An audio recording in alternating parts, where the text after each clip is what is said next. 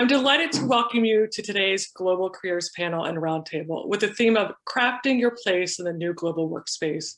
My name is Alexis Gall, and I'm the Administrative Director of the Center for International Business Education and Research, known as the GW-CIBER, at the George Washington University School of Business. The GW-CIBER, which is funded by the U.S. Department of Education, has been designated as a National Resource Center, along with 15 such centers around the country, with a broad mandate to increase the competitiveness of U.S. firms abroad. To this effect, we support cutting-edge research in international business topics, provide outreach programming for the business and policy communities, and design and offer innovative educational experiences for students.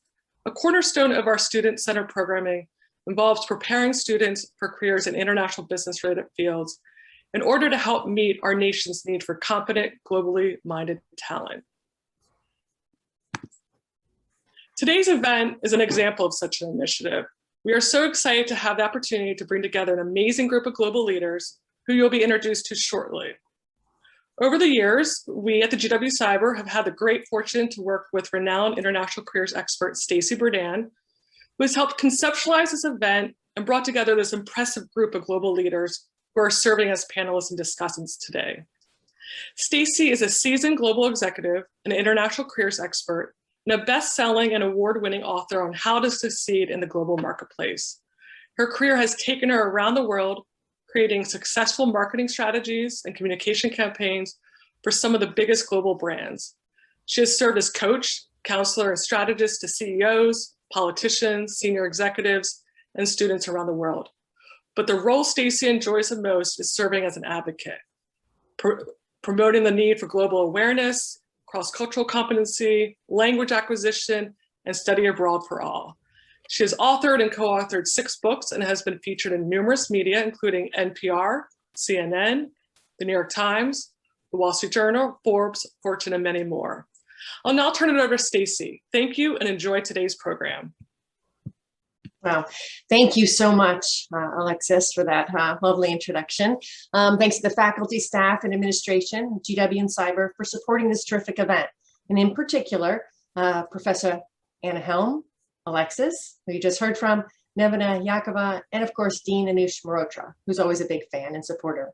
Even though we're virtual again this year, it still feels like home because I feel as though I'm part of the GW family. I've worked with the CIBER team for about 12 years. I'm grateful that we're able to keep working together to further our common objectives, promoting the importance of global business, especially to the US economy, helping students understand the vast array of global careers out there, and inspiring as many people as possible to seek out the beauty, the diversity, the complexity, and the many opportunities the world has to offer, both on a professional and a personal level. This is a tall order, and I'm grateful to have the 5 professionals who we call global mentors take the time to participate in this event, but not just today, but in the weeks leading up through emails, conversations, and participating in season 2 of the GW Global Careers podcast. Make sure you check out the 8 new episodes this fall. And thanks to the GW students, alumni, and all participants joining us today. I hope that you take away at least a tip or 2 to help you forge ahead on your individual paths. Our topic today is crafting your place in the new global workspace. What does that mean? Well, we've all witnessed a great deal of change in the past year and a half. And for many of you, joining the workforce, maybe re-entering soon after grad school, considering starting a new job, or just beginning to get back to the swing of things in the office, it can be daunting. Tremendous forces are radically reshaping the world of work. Economic shifts are redistributing power, wealth, competition, and opportunity around the globe. Global supply chain disruptions and resource scarcity, wow, right? They're impacting every sector out there. Businesses around the world see that they need to pivot toward a future that isn't quite clear yet. And as disruptive innovations create new industries and business models, destroying old ones as well. New technologies, data analytics, social networks, they all have a huge impact on how people communicate, collaborate, and work. Employee expectations are changing too. We need to define productivity much more broadly, including collaboration, learning, and importantly, mental health and wellness to satisfy both employees and employers' needs for growth. Many of the roles and job titles of tomorrow, we haven't even thought of them yet. Over the past year, though, no area has undergone more rapid transformation than the way we work. Our global mentors have been operating within this constant change, and there's a lot to learn from them. There's also still a great deal of unknown, a trial period, if you will, as different solutions are being applied to solve similar problems in various industries and regions around the world. We're here today to share ideas and have a conversation about the emerging trends in the global workplace, and to offer practical advice and some tips across many industries and fields to help you prepare for and adapt to a workplace that is filled with constant change. To set the stage for our panel discussion, I'd like to share with you some of the common themes that emerged from my conversations with our global mentors prior to today's events. And there are 5 of them. Number 1, the role of technology. Yes, advances in technology continue unabated, creating disruption and requiring constant innovative thinking by a global workforce. That means you. While the adoption of cloud computing, big data, and e-commerce, yes, remain high priorities, the rise in encryption and automation has added another level of complexity, another level of disruption that employees have to be prepared for. In other words, everyone doesn't have to be an engineer, of course, but today's workforce must understand and be able to apply tech solutions to their jobs. This is a critical skill to succeed in today's global workplace. Another one is a soft skill. So theme number 2, the need for a flexible mindset to be prepared to deal with change. In other words, resilience. Global businesses that are still in operation today that have made it through, they were able to assess and pivot despite the challenging landscape over the past year. And you know what? Those employers now expect the same for the workers they're hiring. It's clear to leaders that the business environment will continue to be dynamic and unpredictable. This is a result, of course, of several enduring forces stressing, stretching, straining the business systems. Tech, mentioned that already, geopolitical issues affecting the global economy, and global crises such as socioeconomic inequality, poverty, and yes, the all-important global climate change. This requires today's global workers to look at their careers differently from even just 5 years ago. How so? Theme number 3, look at it less as a career and more of a portfolio of experiences and skills, not a linear path. This will enable you to adapt more quickly to change because, frankly, there's so much more we don't know today than we do know. And there's no guarantee of any particular job or career out there. Instead of thinking about climbing the ladder, consider instead of building and creating a portfolio of knowledge, skills, priorities, and presenting and packaging this information in a way that illustrates your diversified professional identity, your brand, your unique brand. This leads to the 4th theme, the important role of information, both as data to be able to analyze, use, apply, and drive decision-making in your job, but also in the vein of collecting your own information by paying attention to what's happening around you, becoming a student of the world in order to think critically about your own professional experiences. This brings me to the last point, the 5th theme. Every one of us needs to think globally. Not just those who want to pick up and move or even study or intern abroad, or maybe some of you that are already doing it right now. Pursuing a global career has evolved over the past few years dramatically. In order to thrive in a constantly changing global workplace, each one of us must be able to think critically on a global scale. Manage and work with a diverse team, of course, virtually. Understand how to work with suppliers, customers across cultures, language barriers, and time zones. Appreciate, adapt, and perhaps even prepare for a future with constant supply chain disruption. And yes, speak more than just English. A global career these days has moved beyond the 3-year stint in another country, the kind that I had, to more than a common long-term assignment as a local hire. From senior management being the primary global strategy team, to every employee now having the responsibility to identify potential opportunities, challenges that will either help or interrupt the business on a global scale. Competition for jobs is becoming even more competitive.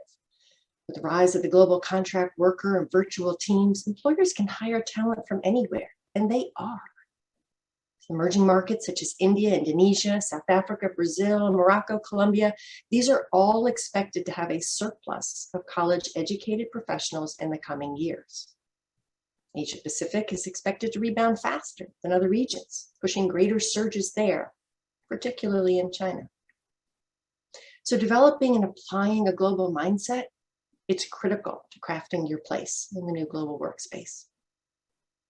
So I've barely been able to touch on these 5 themes, right? But that's why we have our global mentors here. There's so much more that they have to offer today in our discussion. So as you read in their bios, these leaders have broad and deep experience across many fields and industries, including, but not limited to, working for large multinationals, associations, and the US government, as well as running their own companies. Experience in human resources, international tax, consulting, marketing, packaging, supply chain, government affairs, healthcare, advertising, PR, trade, and insurance, and probably a few more. We have global mentors who have experience living, studying, and working in multiple countries, others managing global teams, some who speak several languages, and every one of them has global experience and a real desire to share what they know to help you craft your place in the new global workspace. I am confident their advice will be relevant, thought-provoking, and oh so inspiring. So let's get started as I introduce our global mentors. Christine Davies is the CEO and founder of Poligage, an online marketplace for companies seeking policy insights and government affairs. Christine started the company in May 2020 after 2 decades of working at the intersection of public and private sectors, including the Asia Society, Microsoft, US Department of State, and the Office of the US Trade Representative, as well as a stint in Thailand with the American Chamber of Commerce. She's now based in DC. Christine Jones-Harris is co-owner and principal corporate development at Jones Healthcare Group, Jones Packaging, headquartered in Canada. In 1996, she and her husband bought the business from the balance of the family and took it into the 4th generation of active leadership. Chris currently leads innovation development and commercialization, external partner relationships, digital commerce, marketing, communications, and organizational talent strategy for this company with 450 employees across facilities in Canada, the UK, and Spain. Manji is a certified public accountant in both the US and Canada, and is an international tax manager at Assurant, an insurance company that provides lifestyle and housing solutions that support, protect, and connect major consumer purchases. Working for a Fortune 500 company with a presence in 21 countries, Naz appreciates the opportunity to be able to connect and build relationships with people from different walks of life, from her office in Atlanta. She also speaks 7 languages and has visited more than 50 countries. Steve McGarry, he's Director of Global Mobility at WPP, a world leader in communications, experience, commerce, and technology. Headquartered in the UK, WPP has a global network of 100,000 people across 110 countries with some of the biggest brands in advertising, PR, and data analytics. Have you heard of Landor and Fitch, Ogilvy, Mindshare, Wavemaker, Gray, BCW, just to name a few. And Steve has overseen the moving of tens of thousands of people over the course of his career, including me. Claire Meyer is a consultant at Business Performance Institute, BPI, in Milan, Italy. Although she's relatively new to this position, Claire has spent many years studying and working in Europe. She grew up in St. Louis, yet she opted to study abroad in Spain for her undergraduate degree in international business, and then went on to complete her MBA at Sta Bocconi in Milan, with a semester abroad in China. She speaks English, Italian, and Spanish. So I'd like to welcome all of our global mentors to the event, and we're gonna get started on our facilitated panel discussion. A little bit of housekeeping. So as your host, I will be facilitating the event, which will be broken into 2 main components. The first is a panel discussion among our global mentors. And I'm going to begin answering some of the questions that you as students submitted before today in advance of this event. Then we're going to follow up with questions from the audience, which we're going to take to the chat feature. So please make sure as soon as you have questions, start feeding the chat. And if there's a particular panelist you'd like to have answer it, do note that as well. While we may not get to all of your questions during the panel itself, when we're all gathered here right now, you will have time to raise them in the second part, in the breakout rooms. So the first section is going to last about 45 minutes, and then we're going to go into the breakout rooms where each global mentor will lead a discussion for about 20-25 minutes, depending on the time. So again, a little bit more housekeeping. Global mentors, remember to turn your mic on when I call your name, and then turn it off when you're finished answering the question. And for all the participants, the attendees, please keep your mics off so that there's not a lot of distraction or background noises. We really appreciate that. All right, everybody ready to get started? Okay, so we're going to start with a quick icebreaker just to warm up the panel before we get into some serious stuff. The question is, if you didn't have to work right now, what would you be doing instead? Naz, why don't we start with you?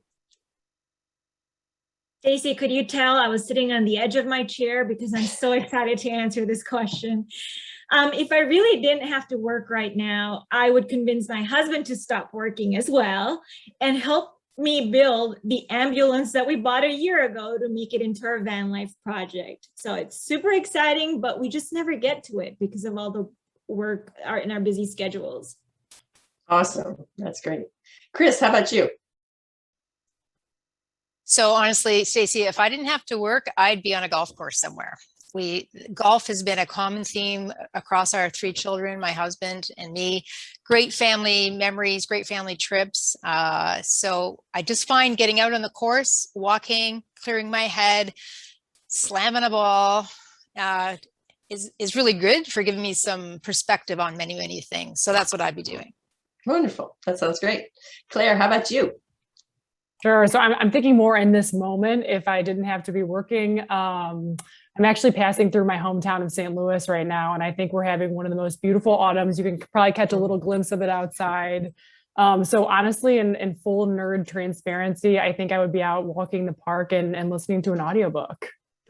That's great. Awesome. Steve, how about you? Oh, there's unmute. I would be on a beach. And not a beach in the northern part of the United States at this point in time. As I am grew up in California, went to school in Santa Barbara, and became a beach bum. And one of my happy places is the beach. And much like Chris, there would be a golf course very close to that as well. But yeah, I really feel probably more at home close to the water or on the water than anywhere else. Wonderful. That's great. Me too. How about you, Christine? Thanks, Stacie. I guess if I didn't have to work, I would be working, doing one of my passion hobbies, which is writing books and screenplays about little-known heroes of history. I'm just a huge fan of good stories and good storytelling, especially through biographies. And it's something that I love to work on in my spare time. So would love to dive into a new story to uncover the next time I have a chance. That's great. Awesome. Well, so wonderful. So thankfully, all of you are here and you are working because we really need you to answer this next set of tough questions that we've got going. So I'm going to ask a few questions and I'm going to ask everyone to answer them, just to get a little perspective. Then we'll break it up a little bit. But the first question that I'd like all of you to answer is really important, right? What inspires you the most about working on an international scale? So what inspires you to do so? Steve, how about if we start with you? What inspires me on the international scale? It's realizing that what you were brought up with, what you know, where you live is not the only thing in the world. The people, it's the cultures, the languages, the differences that we all have. And quite honestly, you know, if you go into a place like the United Kingdom and you can say, okay, well, Scotland is different than a little bit different than Wales. It's a little bit different than Southeast. It even gets more than that. You go to Eastern London, it's a lot different than being on the west side of London. So getting to know the nuances and the differences within the cultures and the places that you visit and the places that you live is one of the great things that inspires me about working on an international basis, getting to learn about the people and their culture, getting to learn about how they work and why they work in a certain way. It's to me, that's just really cool. Wonderful, the great people. Yeah. Claire, you've been out and about for about the last 10 to 12 years, internationally studying and working. What inspires you about it? Yeah, I mean, I think to kind of echo a lot of what Steve has said, in my opinion, I think the best thing about working and studying on an international scale is just that it really bursts your world open, right? And I think it humbles and awes you just how big the world is. Maybe I can share a little brief anecdote from my MBA exchange program in Shanghai. I was studying at a school called CIBER.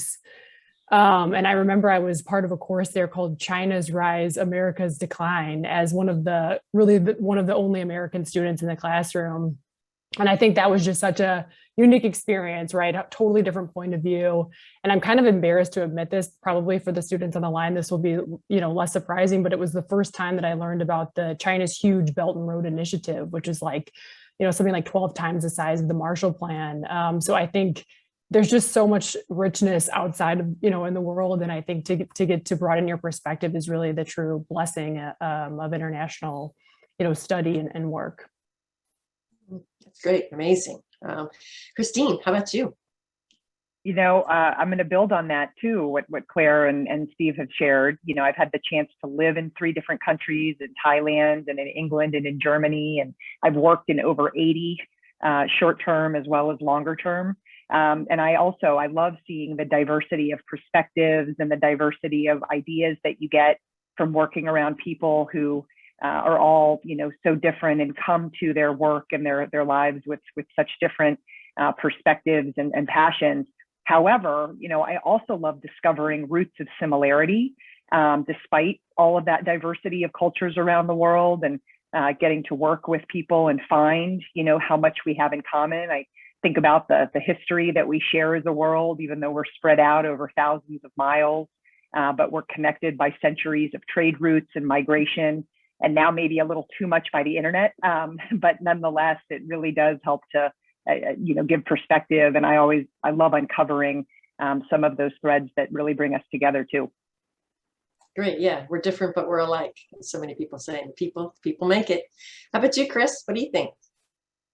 You're going to hear a lot of similar themes, I think, listening to my colleagues around the table here. But really what inspires me is it's just invigorating to work and build beyond your borders. And before we bought the business, I was in the mining business, as was my husband, in the mining sector in Canada, and spent time developing partnerships with some of our bauxite mines overseas in West Africa that included stints in England and France. And I was a recent grad at the time, and had very much grown up where Canadian, where we would always look to the United States for insights, best practices, and the way to run the world, and maybe a little bit like what Claire might have experienced in her programmatic work in China. It became very clear to me at a very young age with this global experience that there was many, many ways to think about a business issue and a people issue. So challenging the status quo of thinking for me is a really big piece of what I get inspired by. Needing to become a student of the world, truly, in terms of geopolitical activities, cultural activities, economic dimensions. You really need to be on top and well-versed in a number of things, which is a very enriching kind of a thing to bring to your personal and professional life. And I guess finally, for me as a business owner, the opportunity to truly bring global best practices inside our 4 walls by being in these experiential places around the world is really a really fortunate and inspiring thing to have. Wonderful. Sounds great. Wonderful. Naz, how about you? Sorry, I couldn't find my unmute button there. Echoing to what everyone's saying, it's the same story. I've built so many connections. In fact, I'm invited to a wedding in the UK just because of a connection at work. It broadens your horizon. It changes the way you think. It changes the way you look at things, your thought process, whether it comes to, what does a certain country do? What's their priorities? What's their lifestyle? And honestly, I think every time I talk to people, I get the feedback that, hey, Naz, you're so adaptable to different, mindsets. And it's because I have these conversations with different people. You catch on and you pick up on the best qualities from each culture. That's great. So people picking up on things, growing the business, wonderful. So many great reasons actually to kind of pursue some kind of an international global career. Next question, we're going to move on to what's one change? We talked about a lot of changes. There's a lot of common themes that we've heard about, specifically about where people work. But what is something that each one of you, a change in the workplace that's not obvious, that students really need to be prepared for, and they may not learn about on campus? So something that's not obvious that might surprise them to find out once they get into their new roles. Chris, how about if we start with you? Okay, well, this might come as a bit of a surprise to the students listening, but I'm going to say it's the digitization of data. And I realize that the cohort that we are speaking to are really they're digital natives, but the world that they're about to head into is not so. And I think that for them to have an appreciation that on the market side and the consumer side, the Internet of Things has just absolutely turned business on its head, because it's given the consumer the power away from the global brand, and business models in a large organizations are built around the business owning the brand, and that's not the case anymore. So thinking, what does that mean as you get your career going? And then from a running of the business and the vast amounts of data that we would all have across our different global enterprises, you need to be able to find a way to aggregate that, synthesize that, and bring that into some kind of sensibility for decision making. So while data seems to be something that's fairly pervasive and understood, I think, by this younger generation, I don't know that they understand the nuance of the impact that this vast proliferation of data, both on the pressing market side as well as the operations and finance side, are bringing to organizations, and the kind of skills that are required to deal with that. Interesting. That's great.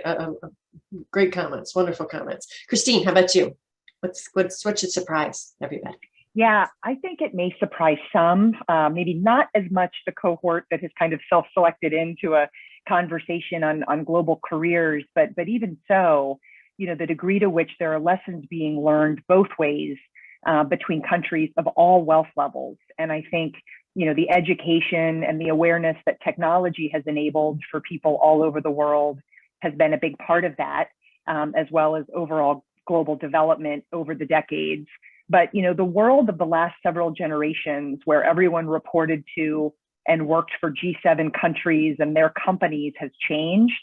And I actually think you're going to find more and more exciting opportunities with companies and organizations, from what formerly was known as the developing elements of the world, startups, technology platforms, data companies, just all sorts of really interesting companies that will probably amaze your families when you talk about the types of companies or organizations that you're interviewing with, because you've never had more options, I feel like, than you have now. And I think that's a fantastic development for our world.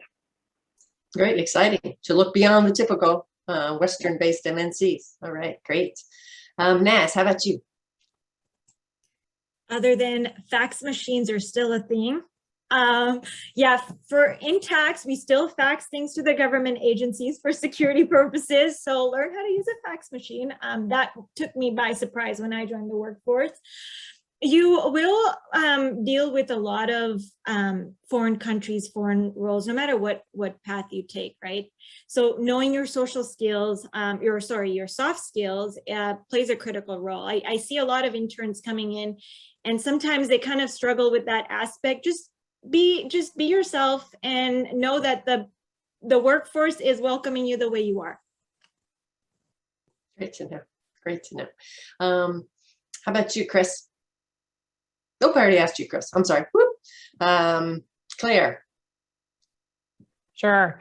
I think, kind of going back to what Christine was saying about, obviously this is a very self-selecting, hyper internationally focused group of people. And with that in mind, I think one thing that might be surprising for this group is actually that not everyone wants or is able to, from a personal circumstance point of view, work abroad. And I think actually people who are what we call globally mobile in my previous company can be really rewarded for that in their careers. And it's really an advantage that you can use, right? So I guess to that point, I would be vocal about that. If you really want to have an international career, I would make it known, because people can really only help you get where you want to go if you're transparent about what you're looking for in your career, right? So I think just to add a little bit of my own experience, the way that I ended up in Switzerland was during my final GMBA presentation here in St. Louis. I weaved in the fact that I was very keen to join the global office in Switzerland, and that's where I felt like I could add the most value. And then ultimately, when in my latest move to Milan, again, it came through a conversation with an MBA classmate, letting them know that I really wanted to get back to Milan, and I thought that their company was compelling, and hoping that I could be a good fit for their organization. So again, you can have a great career if you're globally mobile and globally flexible, and just be vocal about that. Awesome advice. Great to know too. Steve, how about you? I think, I thought about this question a couple of times, and I think one of the things that everybody should realize that is kind of different than, especially over the last 20 months, is the way that you are going to be recruited and the way that you can actually sell yourself have changed over the last 20 months. People aren't going to look, if the job is based in a certain location, they're not just going to look for candidates in that location anymore. They're going to look for candidates on a global basis who can do this job. If they find you, they'll say, okay, let's find the best way for you to be able to work for us, either based in the location you're in now or in a location that you can compliantly work in. I think that is one of the things that everybody has to realize, is that the way that you are going to be recruited, and the same way you can now sell yourself to companies where you might not have wanted to move to in the past. Knowing if they have an international remote working program, you can work for anybody around the world from the confines of your apartment. Or if they have an office close to you, even that office. So the way that you will actually be recruited and the way that you sell yourself to the recruiting companies themselves, I think that is going to be changing. It has changed over the last 20 months, and I think it's just going to keep evolving more and more and more. And me being in human resources and move people around the world, I see how it changes on almost a daily basis. That's great advice. It's really an interesting way to think about packaging our skills, right as you're looking for a job. Great. Awesome. Let's move on to the next question. That's a nice segue, actually, from where Steve was leaving it off with, the office life has returned, yes, but it's never going to be the same. So where we work is not so certain anymore. And I'd like to have a discussion, because there's a lot of conversation going on about this, a lot of passions, a lot of people are adamant about one thing or another, or people are really flexible, different industries are doing something different. I'd like to hear from each of you, your perspective on remote, hybrid, work from anywhere, digital nomads, all of that. Let's cover the whole gamut of options, because I know it's one of the most asked questions I get from students, actually, talking about where their global careers are. And really this applies to everybody. So Christine, you want to kick us off? Happy to. I mean, I am really excited about many of the changes to how and where we work that have been adopted, over the last 20 months in particular. I know so many people, and not just older people who are roughly, the age of the folks that are on this in this meeting, who before 2020 didn't think it was possible, to be at all productive working outside of an office environment. They'd end up in their pajamas in front of the television all day. They thought it would be impossible to keep a team connected or to accomplish tasks or develop fresh ideas. And the reality, I think, for many is that we've learned, just as folks have learned they can learn outside of a classroom in really productive ways. You don't have to sit in a cubicle or an office 5 days a week to be a strong contributor to your organization. That said, I think it's really important to maintain opportunities for what is called collision which are those arbitrary, unplanned human connections that used to happen in the hallways or on the sidelines of another meeting, that can be really productive, that can really lead to innovations and fresh ideas beyond what tends to be possible in online meetings, which again can be productive, but sometimes they feel a little sterile, they're a little rushed. And I think that it's also exciting to see that organizations are doing this, even in this current environment, by maintaining their work from home policies, but organizing office gatherings in safe ways, from really dynamic strategy sessions to engaging business reviews, as a couple of examples of what I've seen and what I've actually done, with my team. And I just want to stress that for this audience, I think collision is really important to keep in mind, especially for networking. When you're early in your career and you don't have a large network, the opportunity to meet and connect with colleagues who aren't on your direct team or in your regular Zoom or team meetings, it's really important to find ways to do that for your future opportunities as a professional. And I think that to some degree, the organizations that you work for will try to create that. But in this new way of working, this new world of working, you may have to step up and look for more of those opportunities to do so on your own as well. Wonderful. Great teeing it up for us. Naz, you want to add to that? I couldn't agree more with you. I mean, the mindset has shifted so much. I remember pre-COVID, anytime I proposed the idea of work from home, I got the stares from a lot of people, and now it's become the norm. And we're getting so much more done just from the comfort of our own home. Back to what you said, I think that collision collaboration is why I think hybrid makes more sense for me personally, especially in the tax world, right? Where we have like projects in which we need a team collaboration to get to a result. Having that hybrid option allows you to do that. The downside of that, of course, is when you have teammates that don't like going into the office and are fully in the remote mindset, you're not going to get their buy-in. So bringing them to the office, it's just basically pointless, right?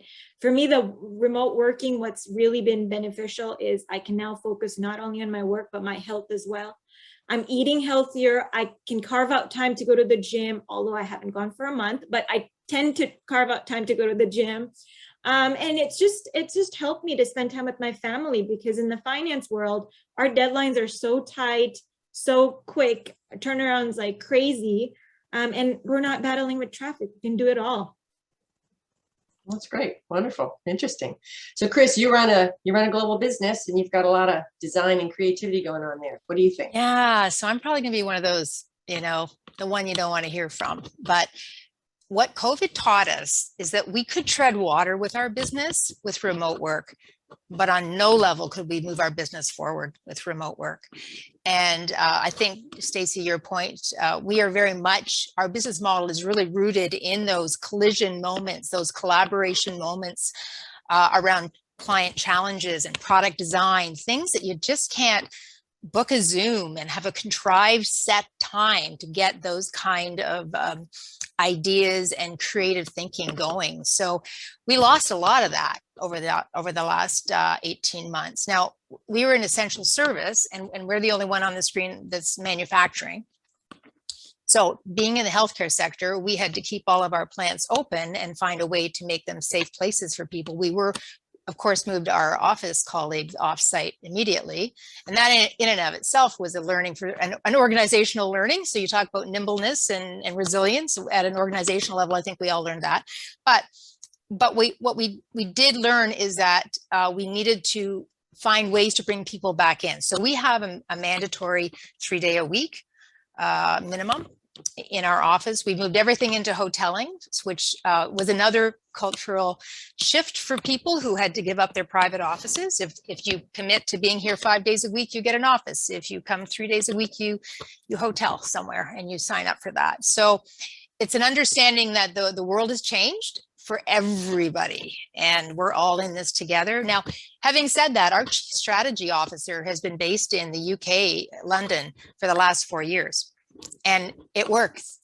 Now, but I think the way it works is because prior to going there, he was based in Canada, And we had already established very strong social norms of how we interacted. We understood the nuances of each other behaviorally. And so he left with that strong foundation. I worry for young professionals coming into the market that things that are too hybrid, too remote are going to distance you from your professional development capability and the kind of mentoring you can just naturally get being in the same room as some peers or senior leaders.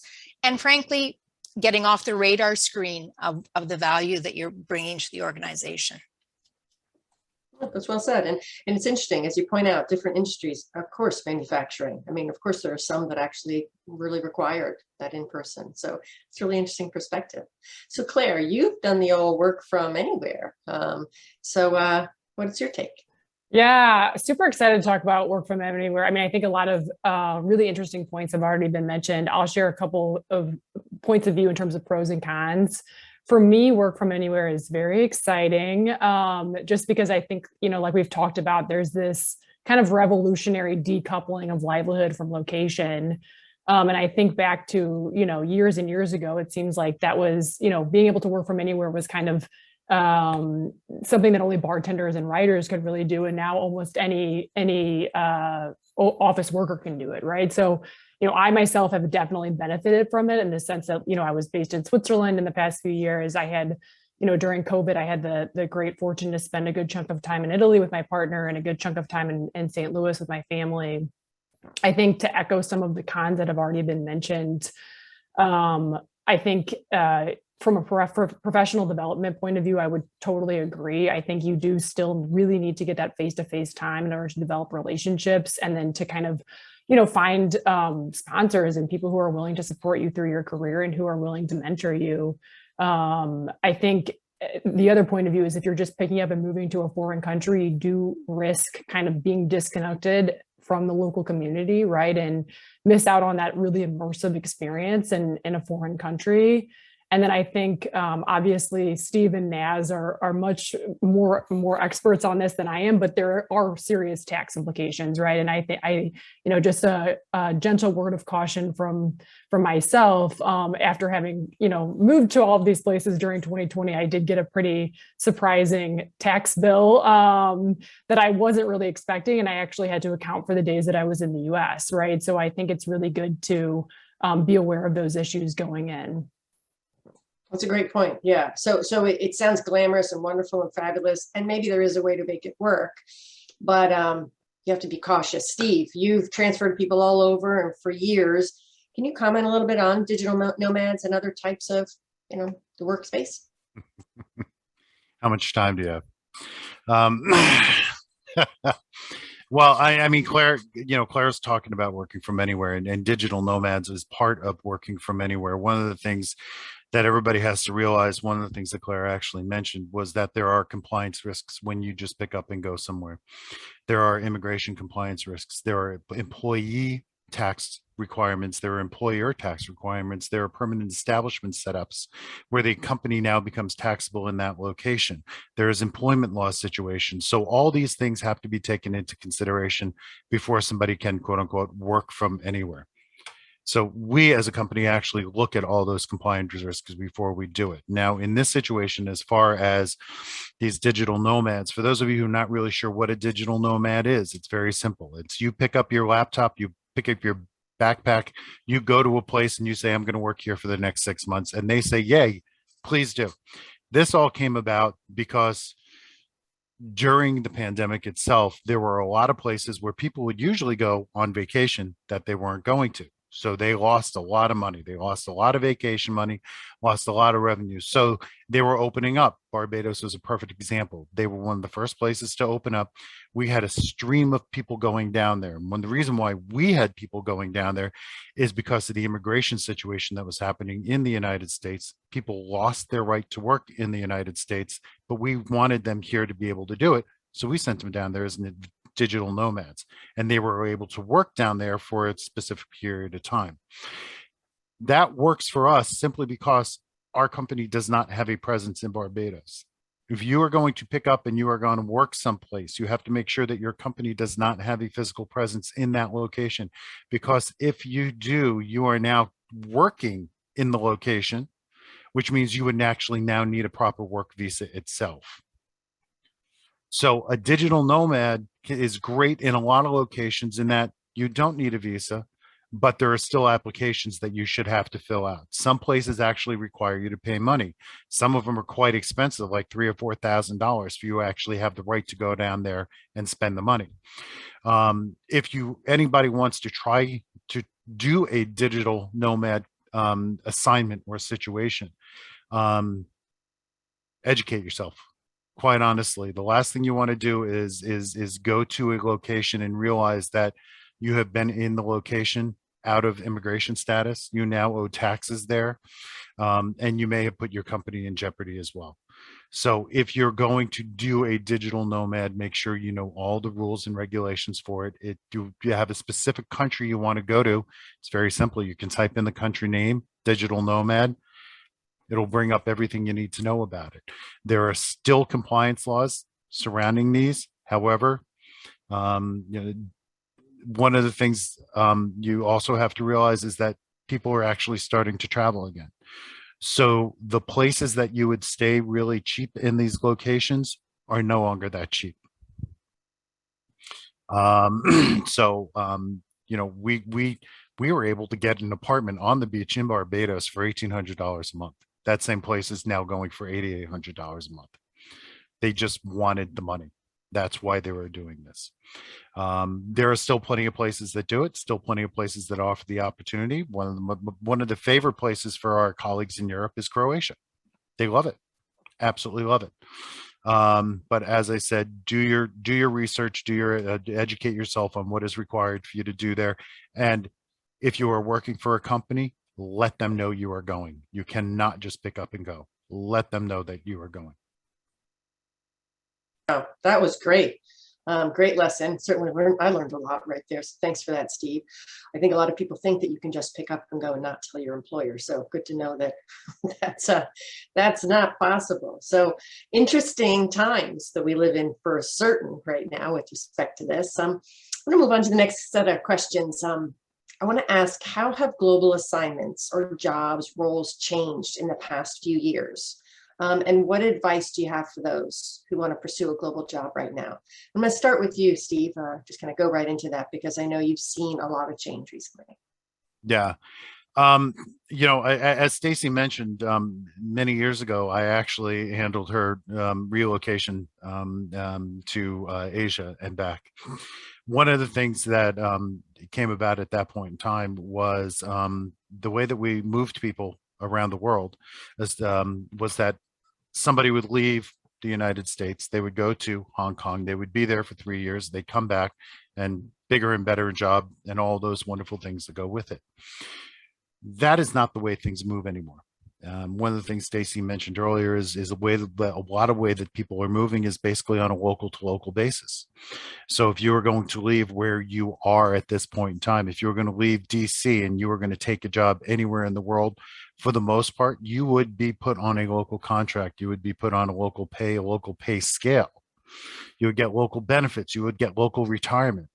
Everything would be local. It's just as if you applied right off of the street itself. That's the way that people are moving. However, one of the things that's also coming about in all of that is that people are looking at what they call virtual or remote assignments, where they're actually doing work for a specific location, but they're staying where they're where they were. Eventually, will they have to go there? Yes. But they're trying to do these hybrid virtual assignments so they don't have to spend as much time in that location as possible. So that is one of the biggest things that has happened in the mobility industry and actually physically moving people across borders over the last 20 years. The other thing is this, unfortunately, you are now, if you have one of these situations, you never go to sleep. I have a friend who has actually just told me that he's on his way to, where's he going? He's going to Malta on vacation. Very well deserved vacation. And I told him, I hope they have really, really bad Wi-Fi in Malta because he needs the break. Wow, that's great. That's great. In the essence of time, I'm going to move on to our next question because that was a great comprehensive answer. Unless anyone wants to add something before I move on. Yeah, good. That's great, Steve. Thank you so much. In my remarks, I touched on a couple of the big issues emerging, right? Affecting global organizations, climate change, ethics, digital security, privacy, automation. How do you see any of these affecting the global workforce in the coming years? Naz, you want to start? That's an excellent question. And I can speak from a tax perspective on the digital security and privacy. I think those go hand in hand. Actually, so with, I don't know in the audience how aware you are, but with OECD, which is a global organization that helps foster economic and social policies globally to make sure everything is within standard and equal between countries. Between OECD and your local tax authorities, I think data exchange is just going to be more and more prudent, and it's inevitable, especially with what Steve just said, where you have people working remotely. How do you catch on to those people that are working from Barbados, for example? So I think the data exchange between countries is inevitable. We already see it between FATCA and Eurozone Pillar 1 and Pillar 2. But what I think is preventing it at a global scale and to go to its max is the data security, right? Because if you're going to do this, you can't obviously fax or email these kind of documents between governments. They need to make sure that there is enough security in place before they start exchanging this information, because it could get into some gray areas and scary territories. Oh, that's great, especially with tax. Wow. Wow, that's really, really something to think about. Christine, do you want to add? What do you think about some of these issues? Yeah, I'd be happy to. I mean, as someone, who's running an online company, I'm certainly seeing that we have to balance, the excitement that we see from online opportunities, online engagement, with the significant risks that, we face, but quite frankly, all companies, whether they're, physical location based, but everyone has a digital footprint of some sort. They've got to deal with the risks that come from things like cyber theft of money, cyber theft of intellectual property. So one thing I think that's important to point out for our audience is that the industry of helping companies and organizations manage their digital risks is only going to grow in the coming years. And I think an interesting thing about this particular industry segment for someone interested in a global career is that working with this type of company managing digital risks has to be global because an online company may may have an address that they have their junk mail sent to, but the servers and the data tools and the other technologies that they're running are operating very fluidly across borders. And so the employees at these firms have to be able to work across cultures with colleagues and partners and customers from around the world on an hourly basis, forget on a daily or weekly basis. I mean, we're talking about hours and minutes that things are going to be changing, and the groups that you're going to be working with are going to be changing. So I think this is an area where maybe to some degree, unfortunately, from great risks also come great opportunities for those beginning their careers and really wanting a global experience. Wow, interesting. I'm starting to get a little scared. Chris, is there something you'd like to add? I know you deal with privacy issues.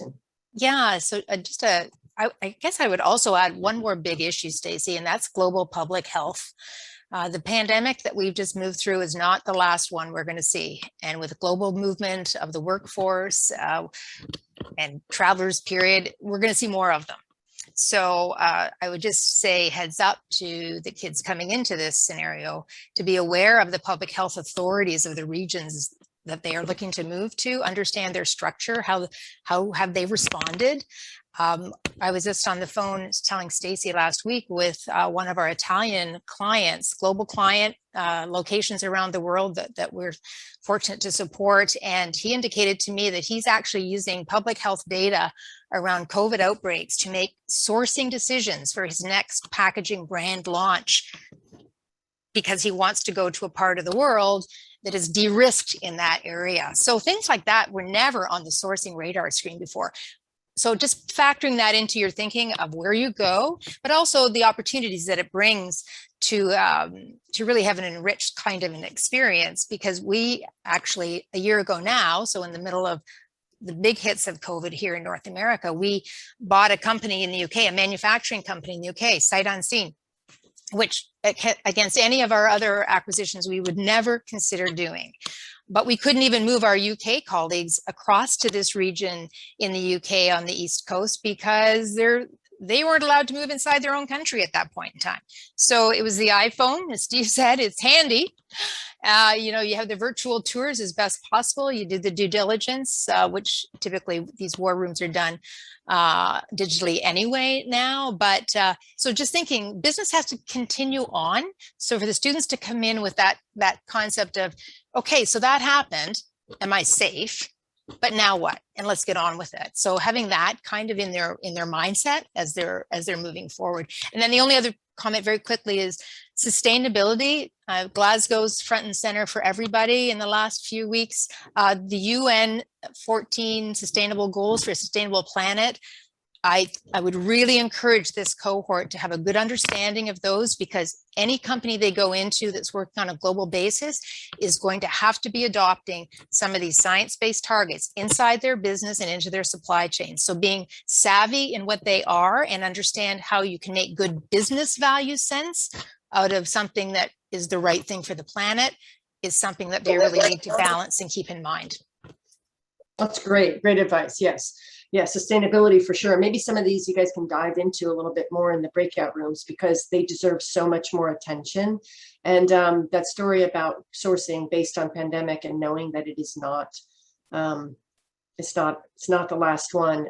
It's really a bit frightening, but at least if we could be prepared for it, that's the best thing, right? Let's turn it to something a little lighter, just for a moment. Personal side of things. You know, many people think an international job is glamorous, exciting. Wow, you're traveling all over the place. You know, it's really not, right, all the time. Some of the motels and hotels are the same after a while. And it can also have an impact on our personal lives, for better or for worse. It is enriching, but it also can be trying. How have your personal relationships been tested by your global career? So Claire, I'm going to start with you because I know you kind of picked up and moved when you're about 19 and I haven't really gone back since much. So why don't you talk to us about that? Yeah, sure. I think it's a really good question, and I think it's worth reflecting on, right, before you get into an international career. Maybe just to share a couple more personal details to kind of, you know, add to the frame here. My partner, Giorgio, of 10 years, is based in Italy, and my two lovely parents, who I'm very close with, are based here, very firmly here in St. Louis. I've just turned 30 a couple of months ago. And it's funny because I think when I look at the past 10 years, it's been a wild ride. I spent actually 2 years in DC, but then I spent 7 of the 10 years over in Europe. So it was kind of split between Switzerland, Spain, and Italy.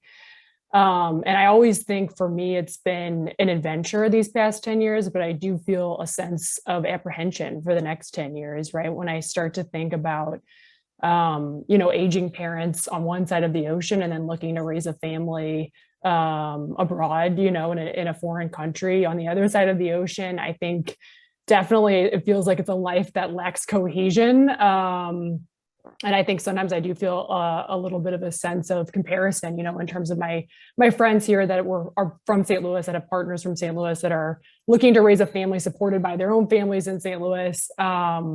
That being said, I think, you know, it's been a kind of crazy mosaic of a life, and I probably wouldn't exchange all the experiences that I've had. And my partner always says, listen, we've made it work for the past 10 years. We'll keep making it work. Right. So I think there are those, you know, your heartstrings can get pulled at for sure over time. But it's also made for a really unique path. That's a great story. Thanks for sharing. And I think you pointed out something that's really important is if you are interested in this kind of a global lifestyle, make sure that your partner is too. Because if they think moving abroad is just London and you're really thinking Singapore or Moscow, anywhere, it could cause some real problems.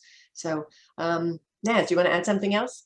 Yeah, actually later on in my life, so 34 is when I moved from Canada, Alberta to Atlanta, Georgia. I basically decided my career was had more potential in the US with what I wanted to do in international tax. So off of a whim, called an accounting firm, got a job. I actually got a job in global mobility to start with. and packed my car in a week and drove out to Atlanta, where I knew nobody at all except for one friend, left all my friends and family back in Canada. And the transition was very scary. If any of you know the DISC assessment, where it's your personality test, before I moved to Atlanta, I used to be an extrovert. I was outspoken extrovert. I just did that test a few weeks ago and I'm an introvert. And I blame it all on the fact that I have no friends here. Wow, that's some trip. That's great, but obviously you're making it work. That's wonderful. So moving right along, I'd like to do a lightning round. Ask everybody to answer one question really quickly. And then I don't see any questions in the chat. Everyone did a really good job of submitting them beforehand, but if you have any, let us know. Otherwise, you do have the opportunity to ask them in the breakout rooms, which we'll go to next after this quick lightning round. So the question is, what's one thing you would tell a young professional entering the workforce today? Let's start with you, Christine. So, Stacie, I would say don't be afraid to try a few things before you start to invest more deeply. For example, some may have a sense of where they'd like to live and work, or what exactly it is that they want to do. But just remember, you're not failing if you change your mind, because as you go along your journey, you're learning things as they come about what it is that you do and want to do and don't want to do in the long term. Excellent advice. Great. Steve, how about you? Listen, learn, and ask questions. It's that simple. You are always learning. You're always educating yourself. The only way to do that is to make sure you hear what other people have to say and you learn from what their experience, and ask questions, because if something is a question to you, it is not a stupid question. You need to know the answer to be able to do whatever you want to do. That's great advice. I have to say, actually, just adding here, I learned to listen when I was in Hong Kong. I started my career in Washington, D.C., where nobody listens at all. And so I learned to listen, and it was pretty rough going there the first year or so. So great advice. Claire, how about you? Yeah, I would say, I think it's important at all points of your career, but especially early on, to think, one, how are you extracting value from the company that you're part of, but how are you adding value, right? And I think no matter how big or small the task is or the job is, think, how can you make the most of it, right? How can you make the most of that opportunity? How can you do your best work? And then I would say, kind of echoing what Christine said, I think especially early on, look at your career with a sense of curiosity and experimentation and take risks. I would look at it less like an egg that's going to break with, one misstep, and more like a bouncy ball, right? Just try some things out, get on a plane, go do some exciting things. That's what I would say. Great advice. Great. Naz, how about you? I would say be brave, be bold, be courageous, and ask those questions like Steve said. You've done the hard part. You've gotten the role. The company loves you. Be confident in what you know. Great. Awesome. Chris, how about you? Yeah, I would say something that was actually spoken a little bit earlier, and that is seek diversity in your career experience. Global business is increasingly complex, and organizations are looking for people who can think with a lens beyond what their academic training was in. And for my cohort, when we graduated, we were so proud that we went out of business school with a finance major, and that's where we were going to be, and or marketing or whatever it might have been.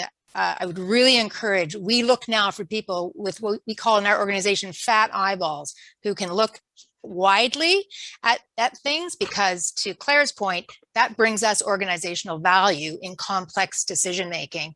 But also to Claire's point, it brings them much more value in the marketplace as they look to go out and take their careers outside of our place. They're going to be a much higher valued person with that kind of a portfolio perspective to their career. So look for those assignments that aren't a natural fit for your academic training. Maybe not just adjacent if you're too uncomfortable to go too far, but do something different and help it expand your presence. Great advice. Wonderful advice. Thank you, all of you. And well, I see a question has come in, so I'm going to ask this before we go into our breakout rooms. The question is from Monica: what's the most difficult part about entering an international career without having international experience? If you could give one piece of advice when applying, what would it be? Who wants to take it?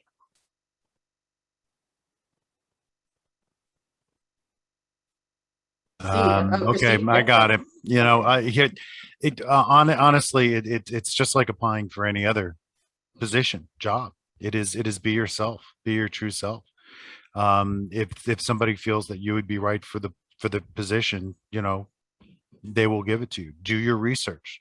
Know where, if there is a specific place you want to go, research it. Research the job. Research what you need to.